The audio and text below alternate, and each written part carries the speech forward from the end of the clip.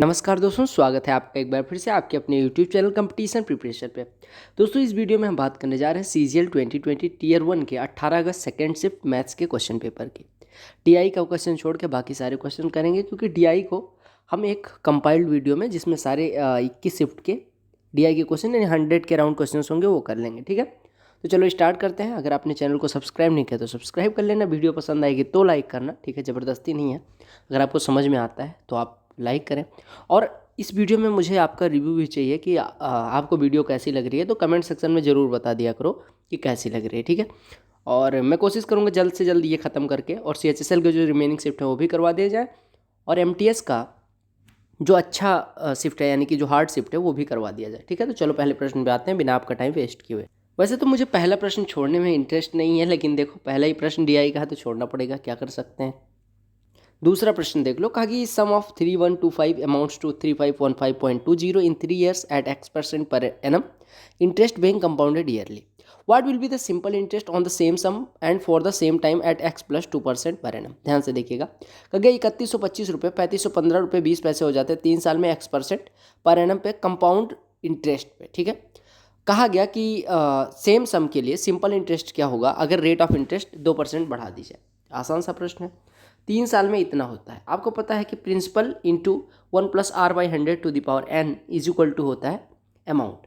आपको पता है अमाउंट इतना इतना है ना, अमाउंट इतना है और प्रिंसिपल इतना है, तो हम कह सकते हैं 1 प्लस रेट हमें पता है x/100 to the power n की वैल्यू कितनी दी गई है 3 वर्ष, ये बराबर कितना है अमाउंट बाई प्रिंसिपल यानी 3515.2 बटे 3125। तो आप इसको लिख सकते हैं 3515 2 बटे 3125 के बाद एक जीरो लगा दो, राइट।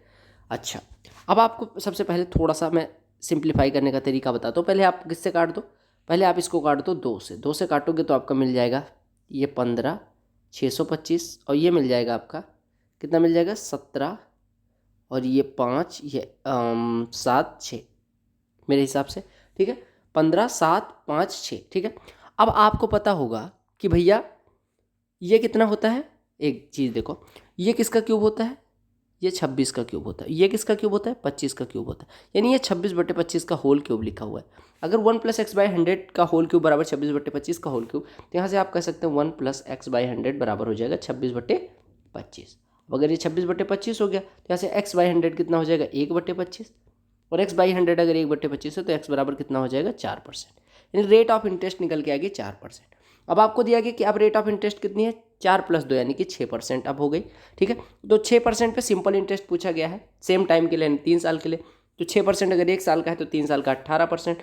3125 का 1% है 31.25, तो 18% हो जाएगा 31.25 गुणे 18, 18×95 18×2 36 9×45 हासिल आई 4, 18×18 = 18 18 का 18 54 2 56 यानी 562.50 आपको इंटरेस्ट के रूप में मिली। ये प्रश्न काफ़ी ट्रेंडिंग में था जब आया हुआ था।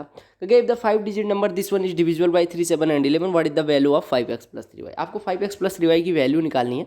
ठीक है, you have to find the value of 5x + 3y when 688xy is divisible by 3 7 and 11। अगर कोई संख्या 3 7 एंड 11 से डिविजिबल है then it will also be divisible by product of 3 7 and 11, यानी 3 7 11 के प्रोडक्ट यानी 231 से कटेगी। अब आप बताओ 6 8 8 एक्स वाई मैक्सिमम कितनी वैल्यू दे सकता है। आप कहेंगे 6 8 8 एक्स की मैक्सिमम वैल्यू 9 है और वाई की भी मैक्सिमम वैल्यू 9 हो जाएगी। अब इसको 231 से डिवाइड करो, डिवाइड करोगे तो कितनी बार जाएगा 3 बार जाएगा नहीं 2 बार जाएगा, तो ये कितना हो जाएगा 462। यहाँ पे बचेगा 6, यहाँ पे बचेगा 2, यहाँ पे बचेगा 2 और यहाँ पे बचेगा 9। कितनी बार जाएगा 9 बार ले जाते हैं, 9 बार ले जाएंगे तो 9 का 9 हो जाएगा, 9 3 27 हो जाएगा, 9 दूनी 18 2 20 हो जाएगा। ठीक है, बचेगा कितना 190 बचेगा। ठीक है, एक 9 और आ जाएगा। कितनी बार जाएगा 8 बार ले जा सकते हैं, नहीं 7 बार ले जाना पड़ेगा, 8 बार ले जा सकते हैं। ठीक है, 8 बार ले जाओ तो 8 एकम 8 8 3 24 8 दूनी 16 2 18। अब कितना बचेगा 1, यहाँ पे बच जाएगा 10, 10 में से 4 जाएगा 6 यानी 61 शेषफल बच रहा है। यानी 6 8 8 9 9 को अगर हम डिवाइड कर रहे हैं 231 से तो 61 क्या बच जा रहा है शेषफल।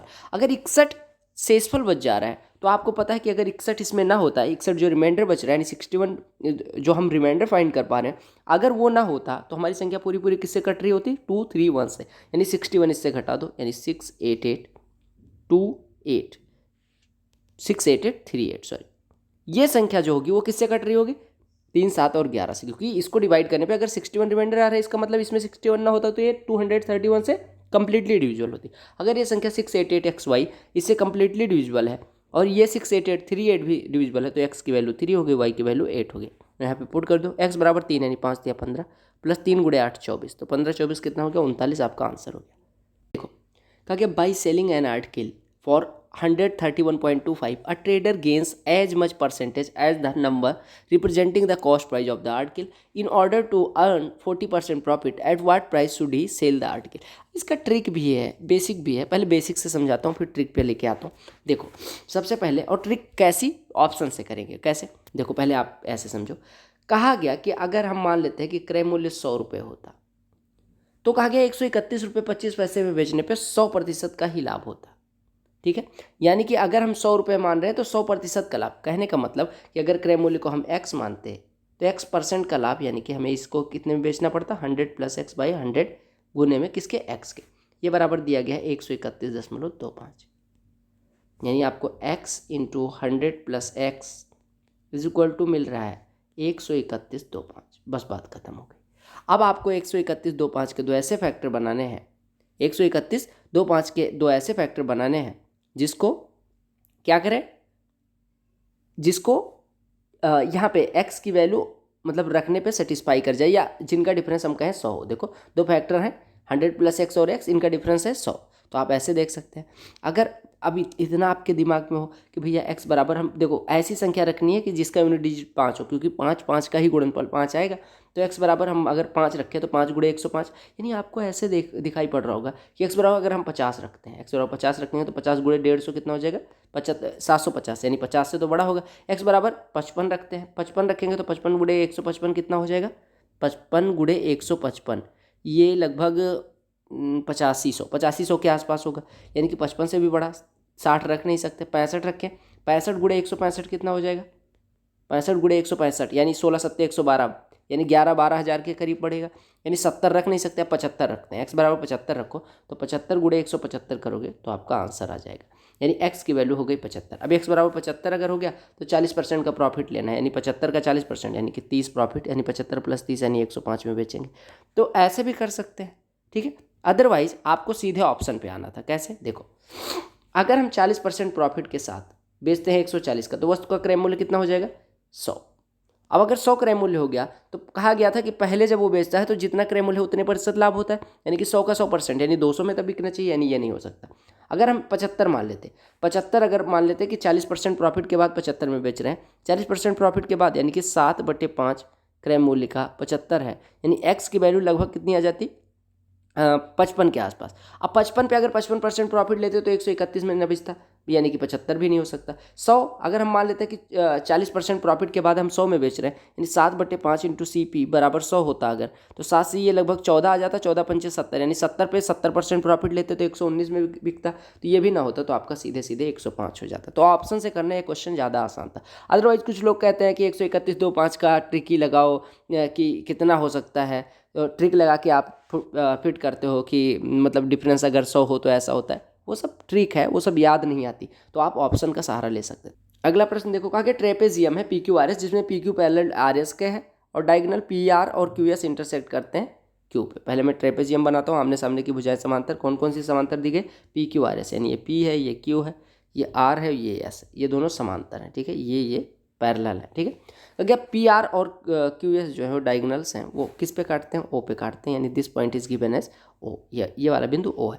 तो क्या PQ बराबर आपको दिया गया 4, SR बराबर 10, थोड़ा सा मैं यहाँ पे मिटाना चाहूँगा इसको, PQ इसको मानना है, ठीक है, PQ और RS, ये ऐसे देखो, PQ बड़ा है तो PQ छोटा है तो PQ को ऊपर ले लेते हैं, ठीक है, ये देखो, ये P हो गया, ये Q हो गया, ये R हो गया, ये S हो गया, ठीक है, PQRS। अब कहा कि PQ बराबर 4 है, ठीक है, SR बराबर 10 है, तो आपको बताना है त्रिभुज POQ की एरिया, यानी ये वाली एरिया अनुपात SOR की एरिया। अब देखो अगर ये दोनों क्या है, PQ और SR समांतर है, तो ये वाला जो ट्रायंगल होगा, ट्रायंगल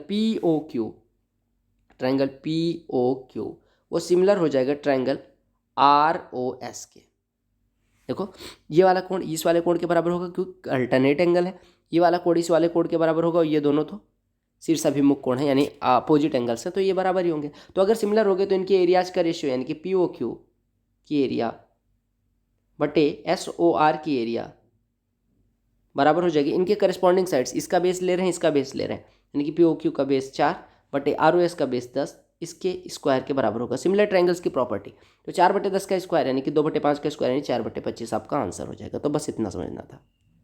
अगला प्रश्न टाइम एंड वर्क का है। टाइम एंड वर्क का प्रश्न दिखने के बाद लड़के बहुत खुश हो जाते हैं। कहा कि A can complete a work in 60 days, 25% more efficient than A कोई कार्य 60 दिन में कर सकता है। ठीक है, हम मान लेते हैं ये 4 यूनिट पर डे करता है, यानी टोटल वर्क हो जाएगा 60 × 4 यानी कि 240 यूनिट हो जाएगा। ठीक है, कहा गया जो बी है वो 25% मोर इफिशियंट देन ए है। बी अगर 25% मोर इफिशियंट है तो अगर ये 4 यूनिट करता था तो ये 5 यूनिट करता होगा। अब आके देखिए, कहा गया they work together for 15 days, यानी इन दोनों ने एक साथ कार्य करना शुरू किया, एक साथ ये करेंगे 9 यूनिट, 15 दिन में 135 कर लेंगे, यानी बचा 105 यूनिट। ठीक है, अब कहा गया C alone complete the remaining work in 14 दिन, यानी कि 105 यूनिट जो बचा था वो कर कौन रहा है, सी 14 दिन में। तो सी का एक दिन का कार्य आ गया कितना, ये 2.5 यूनिट आ जाएगा, सॉरी 7.5 यूनिट आ जाएगा।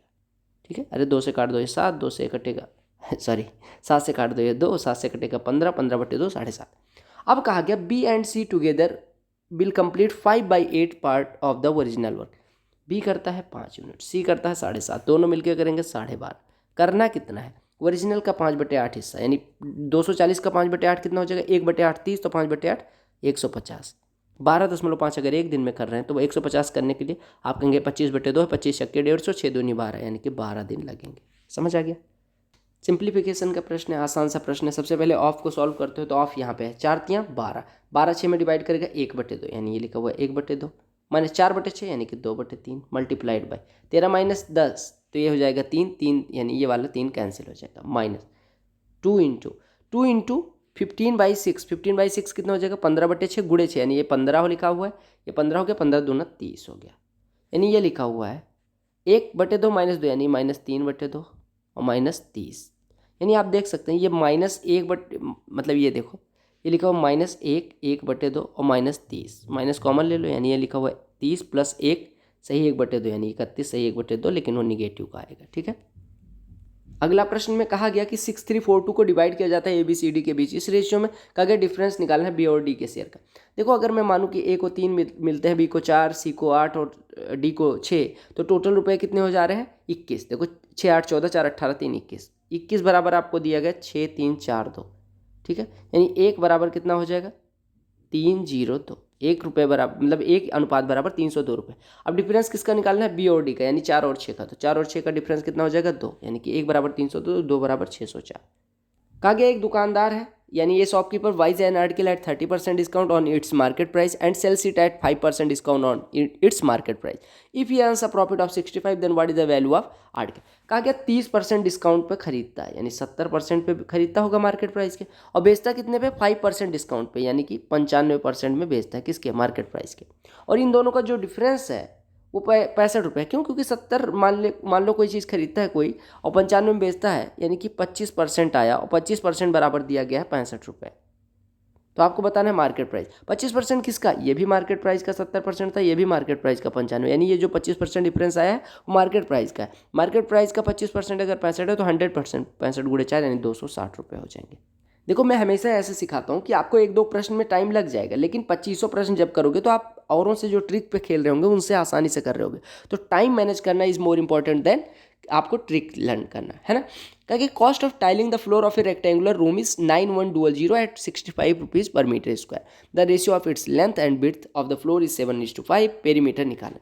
अगर हम 65 के रेट से 9100 रुपये देते हैं तो एरिया कितना हो जाएगा, 65 रुपये पर मीटर स्क्वायर से 9100 रुपये, यानी एरिया हो जाएगा टोटल रुपये कितने लगे और बटे 1 मीटर स्क्वायर पे खर्चा कितना आ रहा है। 13 से काटेंगे 5, 13 से काटेंगे 700, 700 अगर इससे कटेगा तो ये कितना दे देगा 5 140 दे देगा। ठीक है, अब आपको देखना है, कहा गया कि लंबाई और चौड़ाई का अनुपात 7:5 है। लंबाई 7x अगर हो, चौड़ाई 5x हो जाएगी, दोनों का प्रोडक्ट कितना हो जाएगा 35x² जो कि 140 के बराबर है, क्योंकि एरिया 140 है। 35x² बराबर 140 यानी x² बराबर 4 यानी x बराबर 2। तो आपको पता चल गया लंबाई हो गई 14 और चौड़ाई हो गई 10। अब आपको निकालना कितना है, फ्लोर का पेरीमीटर, पेरीमीटर निकालने के लिए 2 इंटू लंबाई धन चौड़ाई होती है, 14 10 24, 2 से गुणा करेंगे 48 आपका पेरीमीटर आ जाए। वैसे तो मैं बेसिक से कराता हूँ हर शिफ्ट में, लेकिन यहाँ पे वैल्यू पुटिंग से करें नहीं, चलो हम करेंगे किससे सिंप्लीफिकेशन से, क्योंकि वैल्यू पुट कर सकते हैं आप, मतलब सिंप्लीफिकेशन क्या सॉल्व करेंगे। देखो साइन को कॉस में बदलना आसान है, तो यहाँ पे साइन को कॉस में बदल लेंगे, तो ये लिखा है 5 into 1 minus cos square theta minus 4 cos theta minus 4 is equal to 0। ठीक, ये हो जाएगा 5 कॉस स्क्वायर थीटा, मैं माइनस को हटा दूंगा, ठीक है, plus 4 cos theta minus 1 is equal to 0। 5 के दो ऐसे गुणनखंड जिनको घटाने पे 4 आए, तो आप कहेंगे 5 और 1, यानी 5 cos square theta plus 5 cos theta minus cos theta minus 1 is equal to 0।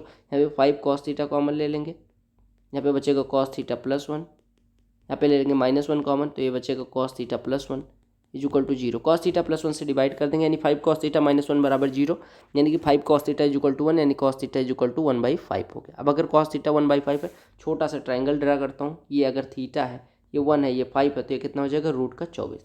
Cot theta कितना हो जाएगा रूट 24, सॉरी 1/√24, तो प्लस कॉसेक थीटा कितना हो जाएगा √24/5।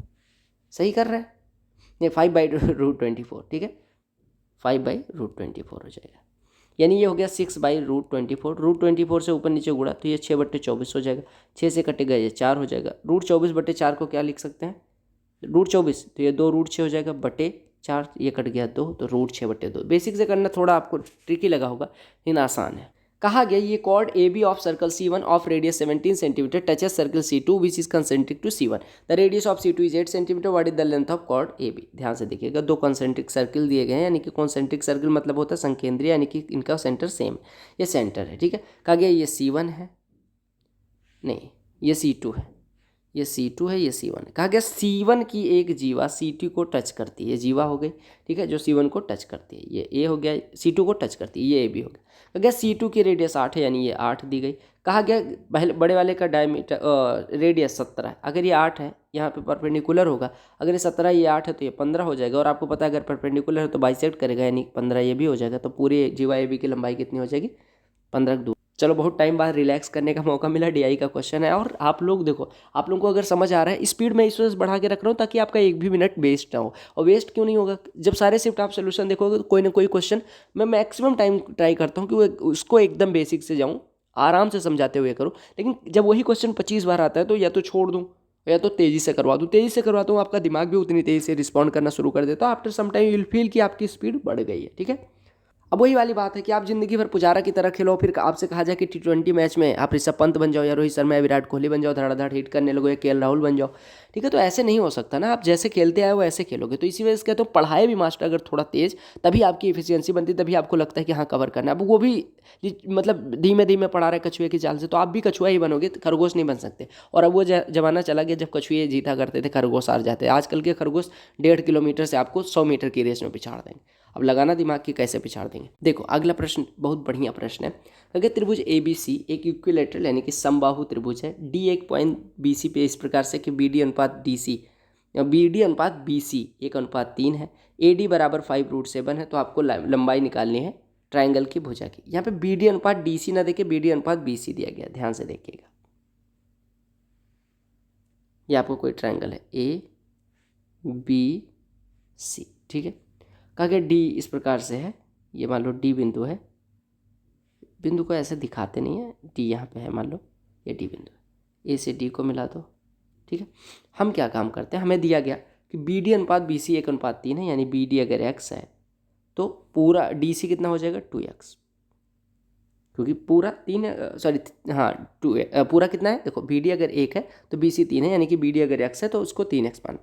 अब हम क्या काम करते हैं, यहाँ से परपेंडिकुलर ड्रा कर देते हैं। परपेंडिकुलर बेसिकली वही होगा जो इसकी मीडियन होगी, इक्विलेटरल ट्रायंगल की प्रॉपर्टी होती है। मीडियन का मतलब हो गया कि भैया इतना 3x/2 यानी 1.5x होगा। सिमिलरली BM भी 1.5x होगा, अगर ये x है तो ये 0.5x यानी x/2 हो जाएगा। अब आपको दिया गया AD की लंबाई दी गई, AD बराबर 5√7, तो आप ट्रायंगल ADM में आ जाओ जो कि राइट एंगल ट्रायंगल। AD का स्क्वायर यानी 25 × 175 बराबर आधार का स्क्वायर यानी x²/4 प्लस आपको पता है कि ए एम मीडियन भी होगी, क्योंकि इक्विलैटरल ट्रायंगल के लिए मीडियन और परपेंडिकुलर बराबर होता है, तो आप सीधे निकाल सकते हो। क्या आपको पता है अगर कि इक्विलैटरल ट्रायंगल के लिए साइड ए हो तो उसकी मीडियन होती है a√3/2, तो यहाँ पे साइड 3x है तो 3√3/2 हो जाएगा, यानी 3√3/2 x हो जाएगा उसका स्क्वायर। तो 3√3/2 का स्क्वायर कितना हो जाएगा? 27/4x²। AD की लंबाई हमने AM की लंबाई निकाली, तो यहाँ से 2√3x आ गया, क्योंकि a की वैल्यू 3x है, 3√3x/2 हो गया। ठीक है, a की वैल्यू 3x रखी तो 3√3x/2। अब इसी को सॉल्व करना है। ये लिखा हुआ है 28x² यानी 7x² बराबर आपका आ गया 175, यानी x² बराबर 25 आ गया। अब x² 25 तो x बराबर 5, यानी कि साइड कितनी आ गई? 3×5 = 15। समझ आ गया? थोड़ा बेसिक से इस गया ताकि आपको समझ आए। देखो कहा गया एवरेज ऑफ 10 नंबर्स इज 32.5। अगर संख्याओं का एवरेज 32.5 है तो योग कितना हो जाएगा, यानी सम कितना हो जाएगा? 32.5 मल्टीप्लाइड बाई 10 यानी कि 325। कहा गया average of first 4 numbers is this one. अगर पहली 4 संख्याओं का एवरेज इतना है तो योग कितना हो जाएगा? 102.4। कहा गया that of last 3 numbers, last 3 number का एवरेज इतना है तो योग कितना हो जाएगा? 114.6। ठीक है, कहा गया fifth number is 50% more than six number, यानी फिफ्थ नंबर जो है वो सिक्स नंबर से, यानी सिक्स नंबर को अगर मैं मानूँ 4x है तो फिफ्थ नंबर कितनी हो जाएगी, या 2x मानूँ सिक्स नंबर को तो फिफ्थ नंबर कितनी हो जाएगी? इससे x ज़्यादा यानी 3x। और कहा गया 8 लेस देन सेवन्थ नंबर, यानी फिफ्थ नंबर जो है वो 8 कम है सातवीं संख्या से, यानी सातवीं संख्या कितनी हो जाएगी? पाँचवीं संख्या से कितना ज़्यादा? 8 ज़्यादा, यानी 3x+8। आपको पता है 4 का योग ये है, लास्ट 3 का योग ये है, और पाँचवीं छठवीं और सातवीं संख्या ये है, यानी सबको जोड़ दें तो कितना आना चाहिए? 325, क्योंकि दसों संख्याओं का योग हमें पता है। 102.4 और 114.6 जोड़ेंगे तो कितना आ जाएगा? 217। 217 ये हो गया, और 8 225, ये तीनों मिलके बन रहे, 225 इधर घट जाएगा यानी कि 100 हो जाएगा। 100 बराबर कितना आ गया? 2 3 5 3 8x, यानी x बराबर कितना हो गया? 12.5। अब x बराबर 12.5 हो गया तो आपको पूछा गया कि पाँचवीं और सातवीं संख्या का एवरेज कितना होगा। पाँचवीं और सातवीं संख्या का एवरेज देखो, पाँचवीं और सातवीं संख्या का एवरेज कितना हो जाएगा? 3x + 3x + 8/2, यानी कि 3x + 4, यानी कि 3x + 4 एवरेज हो जाएगा। और x बराबर 12.5 है तो ये 37.5 और 4 41.5 हो जाएगा। कुछ लोग पूछते हैं बेसिक से पेपर टाइम में हो सकता है, टाइम से कम समय में होगा, बस आपको कैलकुलेशन स्पीड अच्छी रखनी है। कैलकुलेशन मतलब छोटा मोटा पहाड़ा। अगर x + y + z दिया गया, xy + yz + zx दिया गया, xyz की वैल्यू दी गई, x³ + y³ + z³ पूछा, x³ + y³ + z³ बराबर होता है 3xyz plus x + y + z, bracket में x + y + z का whole square -3 times of xy + yz + zx। पता ही होगा ये फार्मूला कब लगाते हैं? जब x + y + z की वैल्यू पता हो, xy yz zx की वैल्यू पता। यहाँ पे 3xyz कितना हो गया? -12 plus x + y + z 1 into 1 -3 times of xy + yz + zx, यानी +4 हो जाएगा। 4 × 3 यानी कि देखो -3 × -4 यानी कि 12 हो जाएगा। 12 1 13, ये 13 -12 यानी आपका आंसर 1 हो गया। देखो कहा गया कि ABCD साइक्लिक क्वाड्रिलेटरल है, AB और DC F पे मिलते हैं जब बढ़ाए जाते हैं, AD और BC E पे मिलते हैं जब बढ़ाए जाते हैं। अगर BAD 68 है, AEB 27 है, तो आपको BFC की वैल्यू बतानी। देखो कुछ इस प्रकार से आपका ये बनेगा,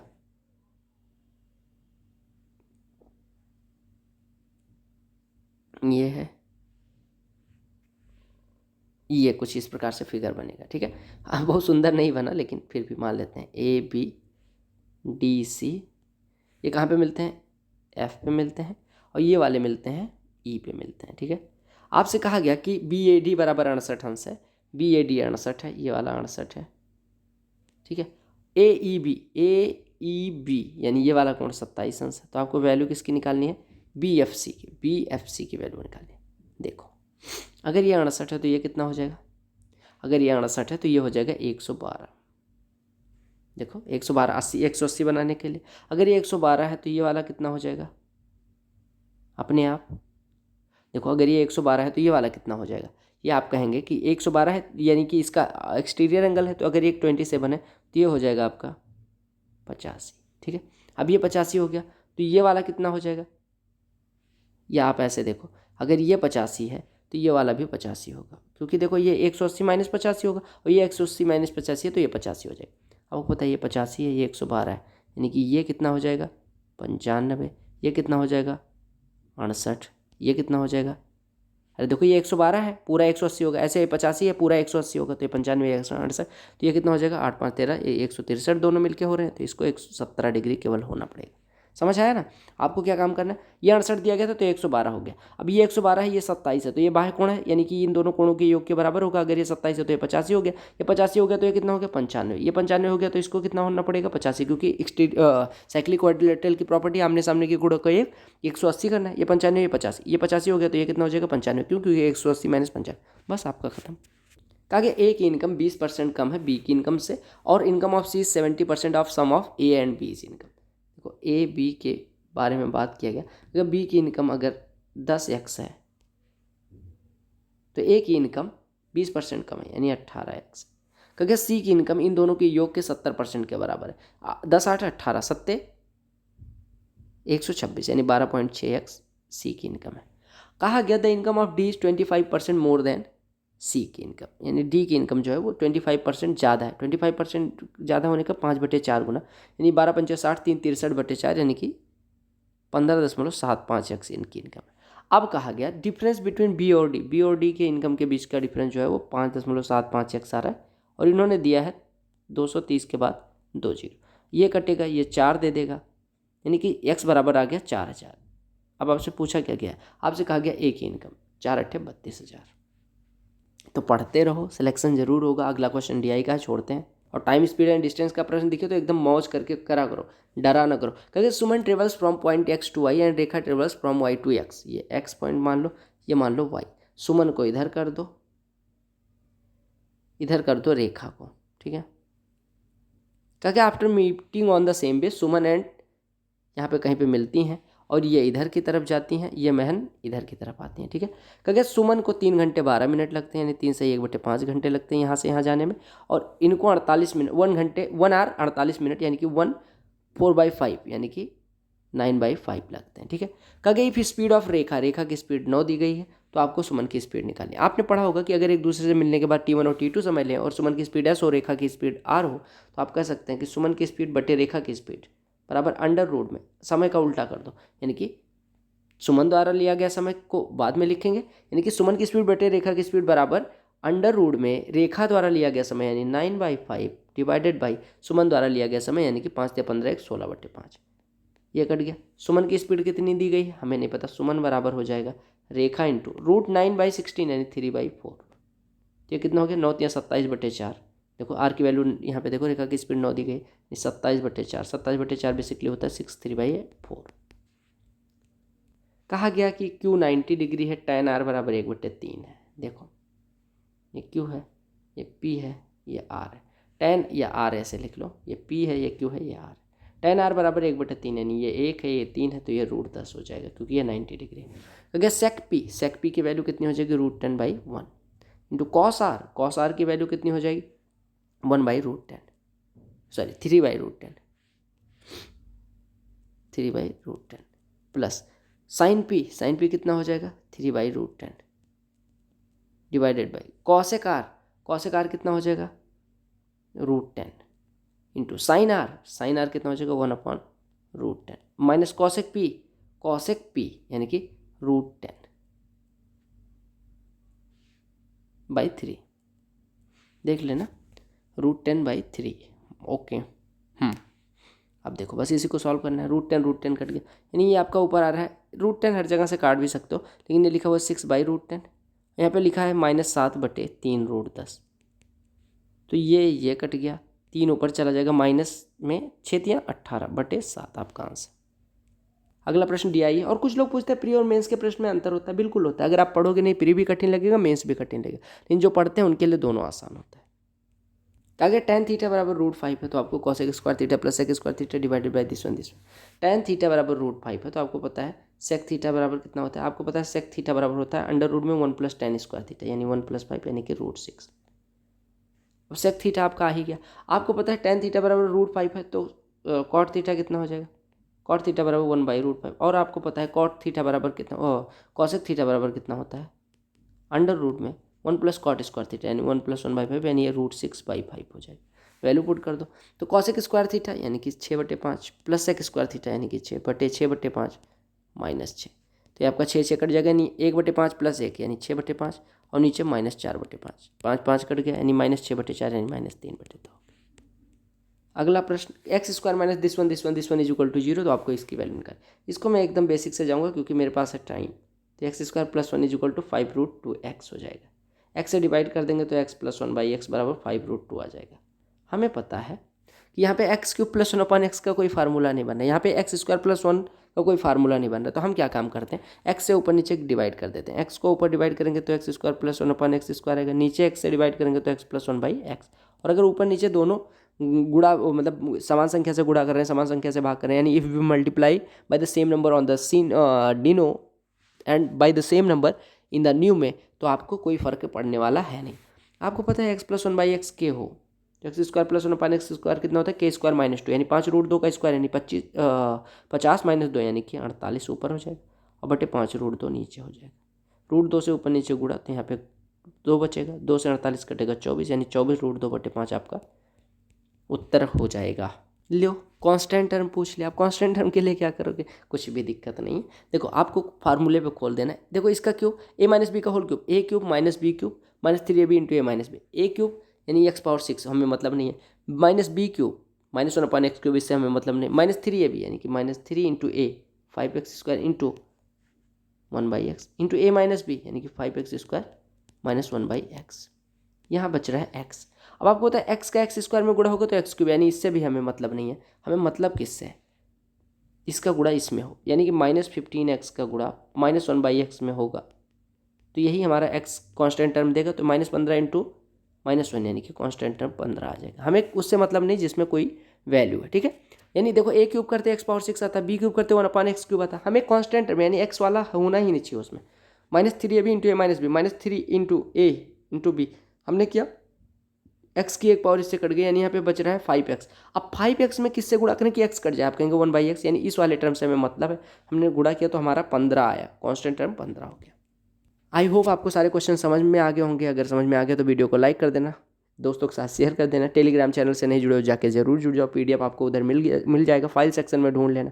बाकी एक प्लेलिस्ट उस पर पिंड है, आप उसको उसी ऑर्डर में फॉलो करें। क्रोनोलॉजी समझिए मान्यवर, और क्रोनोलॉजी अगर आप समझ गए एग्जाम की तो आपके लिए एग्जाम कठिन नहीं रह जाएगा, ठीक है। तो जो मैंने प्लेलिस्ट बताई है, मैं टीचर हूँ, मैं आपका भाई हूँ, छोटा बड़ा जो भी समझते हो, जो भी गुरु भगवान जो भी समझते हो, ठीक है, तो वो मान लेना, कहना।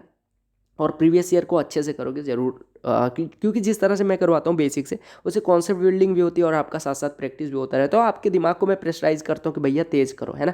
अगर तेज़ नहीं करोगे तो भैया फिर रोगे एग्जाम में कि अरे यार स्पीड नहीं सही आ रही है, स्पीड की वजह से क्वेश्चन छूट गया, प्रेशर में आओगे, गलतियाँ करोगे, तुक्के मारोगे, तो ये सब नहीं करना पड़ेगा, ठीक है। तो good luck, love you all. बाकी सारी शिफ्ट जल्द ही कंप्लीट होगी।